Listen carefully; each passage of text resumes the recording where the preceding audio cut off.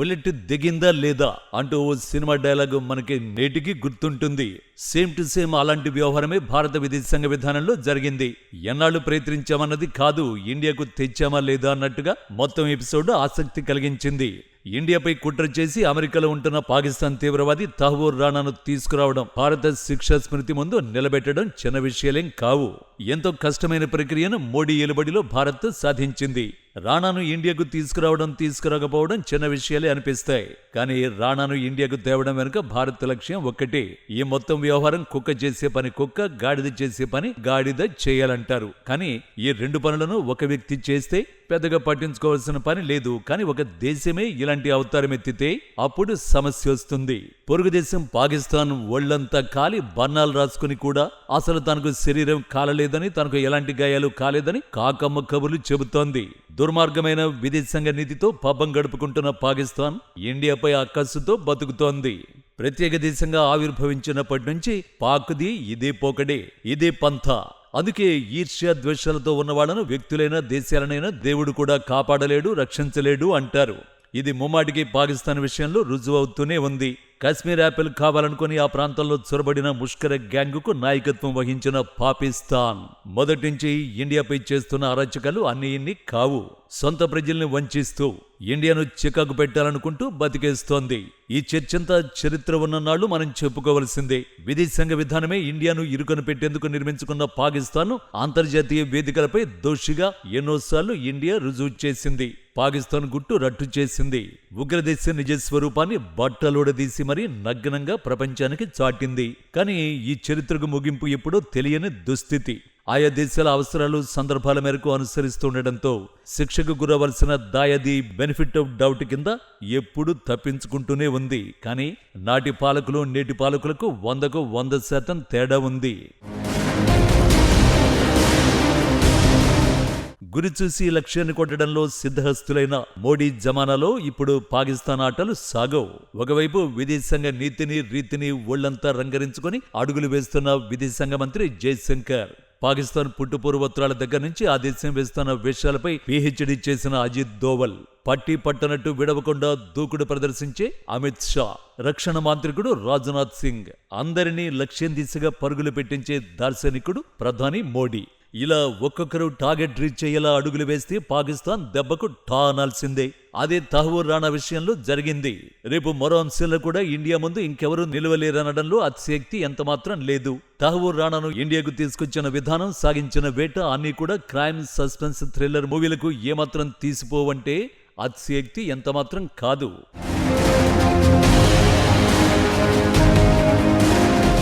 ఒక చండాలపు అసహ్యకరమైన ఉగ్రవాదిని పట్టుకురావడం వెనుక జరిగిన ఆపరేషన్ చాలా మందికి పెద్ద ఇష్యూ కాకపోవచ్చు. కానీ ఇదో రకంగా సిఐడి సీరియల్ను పోలి ఉందని మాత్రం చెప్పొచ్చు. ఒక తీవ్రవాదిని పట్టుకుని ఇండియాకు తీసుకురావడం, ఎలాంటి డైరెక్ట్ ఇన్వాల్వ్మెంట్ లేని వ్యక్తిని న్యాయస్థానంలో దోషిగా నిరూపించడం అన్నది పెద్ద టాస్క్. కాకులు కరుస్తాయని, కరిస్తే ఇక అంతే సంగతులు అంటారు. నిజంగా ఇది అంత పెద్ద వ్యవహారం. అసలు కాకితో కరిపించుకునేది ఎవరు అన్నదే ఇంట్రెస్టింగ్ టాపిక్. మొత్తం ఎపిసోడ్లో ఎన్నో ట్విస్టులు మనల్ని ఆలోచనలో పడేస్తాయి. అంతకుమించి పజిల్స్ ను పరిచయం చేస్తాయి. వాస్తవానికి మట్టి అంటకుండా పనిచేయండి అని చాలా మంది విలన్లకు టాస్క్ అప్పగిస్తూ ఉంటారు. కానీ వారు ఎక్కడో చోట దొరికిపోతుంటారు. Same to same Tahawwur Rana విషయంలో జరిగింది కూడా అదే. రాణా నేరుగా ప్రాణాలను పణంగా పెట్టి దాడులు చేయలేదు, కుట్రలు రచించలేదు, దాడులను ప్లాన్ చేయలేదు. కానీ కుట్రను అమలు చేయడంలో కీలకంగా వ్యవహరించాడు. ఉగ్రవాద నిర్వచనం కొన్నిసార్లు విడమర్చి చెప్పలేం. ఇది కూడా అంతే. అమెరికా చికాగోలో విలాసవంతమైన భవంతిలో నివాసం ఉంటూ రాణా మొత్తం ప్లాన్ అమలు చేశాడు. తీవ్రవాదులకు మార్గనిర్దేశం చేస్తూ వారికి నీడలా వెన్నంటి నడిచాడు. ముంబై దాడులకు ముందు మాత్రమే కాదు, దాని తర్వాత ఏం జరిగిందో స్పష్టంగా అర్థం చేసుకుంటే అసలు ఆపరేషన్ ఎలా చేశారన్న దానిపైనే మనకు క్లారిటీ వస్తుంది. దాడులు జరిగిన ఏడాది తర్వాత మాత్రమే రాణా అరెస్ట్ అయ్యాడు. రాణా డేవిడ్ హెడ్లీతో కలిసి 1997 నుండి కుట్రకు బీజం వేశాడు. తీవ్రవాద దాడుల్లో రాణా పాత్రేంటి, పాకిస్తాన్ మొత్తం వ్యవహారాన్ని ఎలా ముందుకు నడిపించిందన్నది తెలుసుకోవాలంటే 12 ఏళ్ల హిస్టరీని ట్రాక్ చేయాలి. తహవూర్ రాణా ఎవరు? ఈ కథ గురించి పూర్తిగా తెలుసుకునే ముందు పాకిస్తాన్ కేంద్రంగా ఐఎస్ఐ సాగించే మారణహోమంలో పాత్రధారులు, సూత్రధారుల విషయాలు తెలుసుకోవాలి. 2008 ముంబై ఉగ్రవాద దాడుల్లో కీలక కుట్రదారుడు కెనడియన్ పాకిస్తాన్ వ్యాపారవేత్త తహ్వూర్ హుస్సేన్ రాణా న్యూఢిల్లీలోని హై సెక్యూరిటీ జోన్లో నేడు విచారణ ఎదుర్కొంటున్నాడు. ఆధునిక భారతదేశ చరిత్రలో అత్యంత హై ప్రొఫైల్ కేసుల్లో ఒకటిగా ఇది మన ముందుకొచ్చింది. సుదీర్ఘ న్యాయ పోరాటం తర్వాత రాణాను అమెరికా నుండి కేంద్రం తెచ్చింది. ముంబైలో 6 అమెరికన్లు సహా 166 మందిని బలిగొన్న 3 రోజుల తీవ్రవాద దాడితో Pakistan inter services intelligence ISI పాత్రను మరోసారి వెలుగులోకి తెచ్చింది. కుట్రలో 2 వ్యక్తులు కేంద్రంగా ఉన్నారు.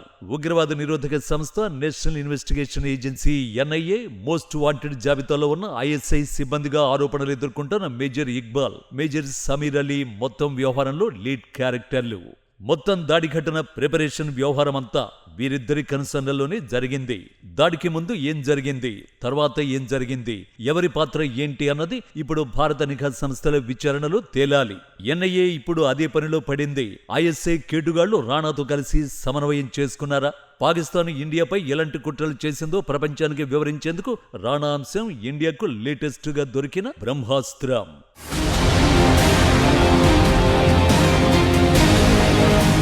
ఐఎస్ఐ అధికారిగా సేవలందిస్తున్న మేజర్ ఇక్బాల్ ఇన్వాల్వ్మెంట్ డైరెక్ట్ గా లేదన్న భావన తొలుత వినిపించింది. ముంబై ఘటనను పరిశీలించడం ద్వారా మారణహోమం జరగడానికి దోహదపడిన Pakistan American double agent David Coleman Headley రోల్ను విచారించింది. దాడులకు ఆర్థిక సాయం, డైరెక్షన్, స్క్రీన్ ప్లేలో పాక్ ఐఎస్ఐ ముఖ్యులున్నారన్నది ప్రైమాఫేసియా ఎవరికైనా ఇట్టే అర్థమవుతుంది. 2010లో మరణశిక్షను తప్పించుకోవడానికి హెడ్లీ నేరాన్ని అంగీకరించాడు. మేజర్ ఇక్బాల్ ఐఎస్ఐ హ్యాండ్లర్గా ఆపరేషన్ ప్లాన్ చేస్తున్నారని, దాడుల్లో ఉన్న 3 ఒకడని హెడ్లీ చెప్పాడు. 2011లో ఇచ్చిన సాక్ష్యంలో హెడ్లీ చౌదరి ఖాన్ అనే వ్యక్తితో 20కి పైగా ఈమెయిల్స్ షేర్ చేసుకున్నాడు. మేజర్ ఇక్బాల్ కు చౌదరి ఖాన్ అనేది మారు పేరు. 2008 మే నెలలో వచ్చిన ఈమెయిల్ అప్పటి శివసేన సభ్యుడు రాజారాం రేగేను మొత్తం వ్యవహారంలో ఉపయోగించుకోవాలని పథకరచన చేశారు. శివసేన భవన్ బయట విలాస్ వార్కే అనే వ్యక్తిని హెడ్లీ కలిశాడు. భవనం లోపల చూపించాలని కోరిన ఆ అభ్యర్థనను సున్నితంగా తిరస్కరించారని విచారణ తర్వాత రాజారాం రేగే పీటీఐకి చెప్పాడు. మరో ఈమెయిల్ ద్వారా మేజర్ ఇక్బాల్ కు ప్రాజెక్టులు, నిఘా పరికరాల గురించి అప్డేట్ చేయమని హెడ్లీకి సూచించాడు. అమెరికా అభియోగ పత్రంలో మేజర్ ఇక్బాల్ ను లష్కర్ దాడులకు ప్రణాళికలు రూపొందించడంలో నిధులు సమకూర్చాడని పాకిస్తాన్ వ్యక్తిగా తేల్చారు. ఉగ్రవాదానికి సహాయం చేసినందుకు ఎన్ఐఏ అతనిపై 6 అభియోగాలు మోపింది. దాడుల వెనుక పాకిస్తాన్ కేంద్రంగా పనిచేస్తున్న ఉగ్రవాద సంస్థ లష్కరే తోయిబాకు నిధులు, వనరులను సమకూర్చాడని ఆరోపించింది. అయితే ఈ మొత్తం ఎపిసోడ్లో ఐఎస్ఐపై స్పష్టత రావాల్సి ఉంది. మేజర్ ఇక్బాల్ ముంబై దాడుల కుట్రకు బీజం వేస్తే మరో నిందితుడైన ఐఎస్ఐ అధికారి field marshal major Sameer Ali ప్రణాళికను ఇంప్లిమెంట్ చేశాడు. 2012లో ఢిల్లీ పోలీసులు అరెస్ట్ చేసిన November 11 handler Bibiyuddin Ansari alias Abu Jindal ఈ విషయాన్ని ఎన్ఐఏకి వెల్లడించాడు. సమీర్ అలీ కరాచీలోని మాలిర్ కంటోన్మెంట్లోని లష్కర్ ఎ తోయిబా కంట్రోల్ రూమ్ నుండి దాడులను పర్యవేక్షించాడు. జుందాల్ తన వాంగ్మూలంలో సమీర్ అలీ లష్కర్ కమాండర్ జాకీ ఉర్ రెహమాన్ లఖ్వీకి ఆదేశాలు జారీ చేసినట్లు వివరించాడు. సమీర్ అలీపై ఇంటర్పోల్ రెడ్ కార్నర్ నోటీసు జారీ చేయడంతో అతని వ్యవహారాలు బయటకొచ్చాయి. సమీర్ అలీ 1966లో లాహోర్లో జన్మించాడని, ఉర్దూ, హిందీ, ఇంగ్లీషు భాషల్లో నిష్ణాతుడని తేలింది. ఇండియాలో కుట్రలు, ఉగ్రవాద చర్యలకు సంబంధించి అప్పగించాలని పాకిస్తాన్, ఇండియా కోరుతూ వస్తోంది. అయితే పాకిస్తాన్ సమీర్ అలీ ఉనికి తమకు తెలియదంటోంది. పదే ఖండిస్తూ అదంతా కల్పిత పాత్ర అంటూ కొట్టిపారేస్తోంది. 2012 ఎకనామిక్ టైమ్స్ నివేదిక ప్రకారం నవంబర్ 26 ముంబై దాడుల తర్వాత Pakistan federal investigation agency Mumbai దాడులకు కేంద్రంగా పనిచేసిన కరాచీ కంట్రోల్ రూమ్ పై దాడి చేసి ధ్వంసం చేసిందని జుందాల్ చెప్పడంతో ఈ మొత్తం వ్యవహారం పాకిస్తాన్ కన్సర్న్లోనే జరిగిందని రుజువవుతోంది. కొన్నాళ్లకు పాకిస్తాన్ ఆక్రమిత కశ్మీర్లోని ముజఫరాబాద్లోని బైతుల్ ముజాహిద్దీన్ శిబిరంలో లఖ్వీని అరెస్ట్ చేసినట్టు చూపించిన పాక్ కొద్దిసేపటికి లఖ్వీని తప్పించేయడం, దొంగే దొంగ అన్న చందంగా మొత్తం వ్యవహారం నడిపించిందని అనుకోవాలి.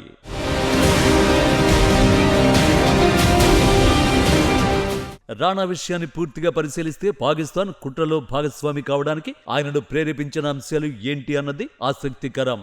రాణా పాక్లో ఒక ఉన్నత కుటుంబానికి చెందినవాడు. పాకిస్తాన్ సైన్యం హసన్ అబ్దుల్ క్యాడెట్ కళాశాలలో చదువుకున్నాడు. దావుద్ గిలానీ ఉరఫ్ డేవిడ్ హెడ్లీతో కలిసి పాకిస్తాన్ గిరిజన ప్రాంతాలకు వెళ్లి అక్కడ హెరాయిన్ కు బానిసయ్యాడు. ఆ తర్వాత దాన్ని వృత్తిగా మలుచుకుని మాదక ద్రవ్యాలను రవాణా చేసి డబ్బు సంపాదించడం మొదలుపెట్టాడు. ఆ తర్వాత కొన్నాళ్లకు విదేశాలకు వెళ్లిపోయాడు. 1997లో రాణా కెనడాకు వలస వెళ్లాడు. పారిపోయిన వ్యక్తి అని హెడ్లీ చేసిన ప్రకటనను పెద్దగా రాణా పట్టించుకోలేదు. ఒక టాస్కులో భాగంగానే కెనడా వయా అమెరికా చేరుకునేందుకు పథకరచన చేశాడు. తాము ప్లాన్ చేసిన కుట్రను చేసే వ్యక్తిని మాత్రమే ఇంత పెద్ద టాస్కుకు ఐఎస్ఐ ఉపయోగిస్తుంది. కానీ ఉగ్రదాడుల కోసం ఎవడో గన్నాయిని ఐఎస్ఐ టాస్కులో భాగం చేయదు. పారిపోయిన వ్యక్తిని ఐఎస్ఐ నమ్ముతుందనుకోవడం అసాధ్యం. కోర్టు రికార్డుల ప్రకారం రాణా చికాగోలో ఓ ఇమిగ్రేషన్ ఏజెన్సీని స్థాపించడం వెనుక తీవ్రవాద కేంద్రంగా పనిచేయాలన్న పాకిస్తాన్ ఐఎస్ఐ హస్తం ఉంది. డ్రగ్ ఎన్ఫోర్స్మెంట్ ఏజెన్సీ అరెస్ట్ చేశాక కూడా హెడ్లీతో కలిసి రాణా కుట్రలు చేశాడంటే తనకు పాకిస్తాన్ నుంచి మేమున్నామనే భరోసానే కారణం. రాణాకు తాము ఏం చేయబోతుంది ముందుగానే డేవిడ్ హెడ్లీ వివరించాడు. పాక్ నుంచి వచ్చిన ఆదేశాలతో రాణా సాయం చేయడానికి అంగీకరించాడని హెడ్లీ చెప్పాడు. ఆ తర్వాత హెడ్లీ భారతదేశానికి వెళ్లడానికి అన్ని డాక్యుమెంట్లను స్వయంగా రాణానే సమకూర్చాడు. తప్పుడు పత్రాలను ఉపయోగించి రాణా ఇమిగ్రేషన్ ఆఫీసును ఏర్పాటు చేశాడు. 5 ఏళ్ల వీసా కూడా పొందాడు. ముంబై దాడికి లష్కర్-ఇ తోయిబా ప్రణాళికల గురించి హెడ్లీ చెబుతుంటే రాణా నాడు నవ్వి ఊరుకున్నాడు. కానీ ఇప్పుడు విచారణ ఎదుర్కొనేందుకు ఇండియాకు వచ్చిన రాణా ఏడవడం తప్ప చేయడానికి మరో మార్గం లేదు. వాస్తవానికి రాణా హెడ్లీ కుట్రలు అమలైతే ఇండియాలో దాడులు మరోలా జరిగేవి. ఇంకా దారుణాలు చోటు చేసుకునేవి. ముంబై దాడులకు కేవలం 1 నెల ముందు హెడ్లీని ఇప్పటికీ రహస్యంగా ఉన్న ఒక వ్యక్తి సంప్రదించాడు. ఆయన ఎవరో కాదు, సాజిద్ మీర్. ఖచ్చితంగా ఐఎస్ఐ అంతర్గత ఏజెంట్ల సర్కిల్లో ఒకడు. ఇతరుల కంటే చాలా రహస్యంగా ఉండేవాడు. జిలియాండ్స్ పోస్టన్ వార్తాపత్రికపై డెన్మార్క్లో మొహమ్మద్ ప్రవక్తపై వరుస కార్టూన్లతో పాకిస్తాన్లో చిచ్చురేగింది. భారీ నిరసనలకు దారితీసింది. వార్తాపత్రికపై దాడిని ప్లాన్ చేయడంలో హెడ్లీ కీలకం. ఆ దాడిలో ప్రణాళిక చాలా దారుణంగా ఉంది. ప్రవక్తను అవమానించిన వారి తలల్ని నరికి వీధిలో పడేయాలనే పాక్ కేంద్రంగా ప్లాన్ చేయడాన్ని తర్వాత నిర్ధారించారు. ఐఎస్ఐ ఆపరేషన్ ఎలా చేస్తుందో చెప్పడానికి ఇదో నిదర్శనం. మొత్తం వ్యవహారంలో కీలక పాత్ర పోషిస్తున్న హెడ్లీ ఆపరేషన్ అమలు చేయడానికి ఇండియాకు 5 కంటే ఎక్కువ సార్లే వచ్చాడు. దుబాయ్లో తన కొత్త భార్యను కలవడానికి వెళ్లడాన్ని బట్టి స్వామి కార్యం స్వకార్యం రెండూ జరుగుతున్నాయన్న ధీమానే. ఈ మొత్తం వ్యవహారంలో వీసాలు డాక్యుమెంట్లు అందించడంలో రాణానే కీలకం. దుబాయ్ టూర్ గురించి హెడ్లీ పాకిస్తాన్ పెద్దలకు తెలియదంటే ఇద్దరి మధ్య అటాచ్మెంట్ ఓ రేంజ్లో ఉందనుకోవాలి. ఇలా ఒకరికొకరు పరస్పరం సహకరించుకుంటున్నారని మనకు అర్థమైపోతుంది. రాణా హెడ్లీకి చాలా సన్నిహితంగా ఉన్నాడని దీని ద్వారా అర్థం చేసుకోవచ్చు. ఇక కుట్ర వ్యవహారానికి వస్తే వారు చేసిన ఆలోచనలు ఊహకు కూడా అందవు. దాడులకు సంబంధించి ప్రణాళికల్ని రాణాకు హెడ్లీ చెప్పాడు. వాటిలో national defence college, Shiv Sena Bhavan, Pune army విభాగాలు ఉన్నాయి. ఈ విషయాలను తాను మరిచిపోయినట్లు హెడ్లీ తర్వాత విచారణలు చెప్పాడు. ఆపై అన్నింటికంటే ఆసక్తికరమైన విషయం ఏంటంటే ముంబై దాడికి దాదాపు వారం ముందు రాణా ముంబైకి రావడం. కుట్ర ఎంత తీవ్రంగా అమలు చేయాలనుకున్నారో ఊహించొచ్చు.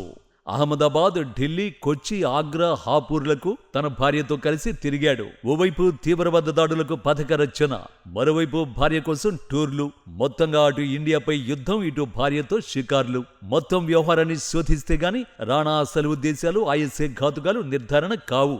నాడు రాణా తిరిగిన ప్రదేశాలన్నింటికీ తీసుకువెళ్లి ఎవరెవరిని కలిశాడనేదే కాకుండా ఎవరితో మాట్లాడాడు, ఎవరు సహాయం చేశారనే సాక్ష్యాల కోసం నిశితంగా ప్రశ్నించాల్సి ఉంటుంది. తద్వారా ఇండియాలో వారికి సహకరిస్తుంది ఎవరన్నది కూడా తేలిపోనుంది. అప్పగింత తర్వాత రాణా దోషిగా నిర్ధారించబడే అవకాశం ఉంది. హెడ్లీ లష్కర్తో మొదటిసారి సంబంధం ప్రారంభించిన 7 ఏళ్ల తర్వాత 2009లో రాణాను అరెస్ట్ చేశారు. 2009లో షికాగో విమానాశ్రయంలో 13 నిఘా వీడియోలతో పాటు పాకిస్తాన్కు వెళ్లే మార్గంలో హెడ్లీని అరెస్ట్ చేశారు. మరో మాటలో చెప్పాలంటే ముంబై దాడికి ఏళ్లుగా జరుగుతున్న ప్రిపరేషన్ తెలియకుండానే డెన్మార్క్ కుట్ర బయటపడింది. రాణాకు కోర్టు 168 నెలల జైలు శిక్ష విధించింది. ఆ తర్వాత అది కొంత తగ్గింది. అలాంటి సమయంలో రాణా ఇన్వాల్వ్మెంట్ తెలుసుకున్న భారత్ మొత్తం వ్యవహారంలో ఇండియాకు అప్పగించాలని కోరింది. 2020లో కాలిఫోర్నియా న్యాయమూర్తి దీనిపై వారెంట్ జారీ చేశారు. తాను ఇండియాలో విచారణకు హాజరైతే అది తనకు ముప్పని. రాణా 5 ఏళ్ల పాటు అనారోగ్యమంటూ కోర్టులో సాగదీస్తూ వచ్చాడు. ఇండియాలో విచారణ ఎదుర్కొనేందుకు కుట్రలు చేస్తూనే ఉన్నాడు.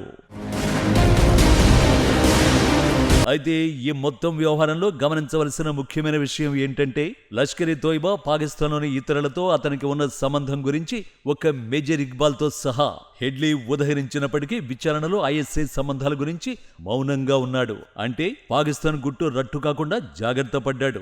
భారతదేశానికి ఉగ్రవాద చర్యలు నిర్దిష్ట ప్రమేయాన్ని చూపించే మొత్తం కుట్రను వివరించకపోతే రాణా ఉగ్రవాదులకు సహాయం చేశాడనే ఆరోపణలను నిరూపించడం ఇండియాకు కష్టమైపోతుంది. అయితే రాణాను శిక్షించేందుకు కీలక ఎవిడెన్స్ నిఘా వర్గాల దగ్గర ఉంది. మొత్తం దర్యాప్తులో భారతదేశం మాత్రమే కాకుండా ముంబై దాడిలో మరణించిన లేదా గాయపడిన అన్ని దేశాల పౌరులు కూడా ఉన్నారు. అందులో బ్రిటన్, ఇజ్రాయిల్, ఆస్ట్రేలియా, అమెరికన్లు ఉన్నారు. వీరందరినీ సాజిద్ మీర్ సూచనల మేరకు ఉగ్రవాదులు ఉద్దేశపూర్వకంగానే ఎంచుకున్నారు. అంటే భారతదేశంలో విదేశీయులు మరణిస్తే ఇండియాను అంతర్జాతీయంగా అప్రతిష్టపాలు చేయొచ్చన్న కుట్రకు పాకిస్తాన్ తెరతీసింది. ఇప్పుడు పాకిస్తాన్ కుట్రను తెలుసుకున్న ఆయా దేశాలు భారతదేశానికి మద్దతిస్తున్నాయి. తద్వారా రాణాను దోషిగా నిర్ధారించేందుకు, పాకిస్తాన్ ప్రమేయాన్ని వెల్లడించేందుకు ఎంతో పెద్ద అవకాశం ఉంది. ఒక రకంగా చెప్పాలంటే భారతదేశంలో విదేశీయులకు భద్రత లేదన్న కుట్ర సిద్ధాంతాన్ని పాకిస్తాన్ అమలు చేసింది. రాణా గాని, హెడ్లీ గాని ఎప్పుడూ పేలుడు పదార్థాలు, ఆయుధాల కొనుగోలులో, హింసాత్మక కార్యకలాపాలలో పాల్గొనలేదన్న సిద్ధాంతాన్ని ఎక్స్పోజ్ చేయాలని చూస్తోంది.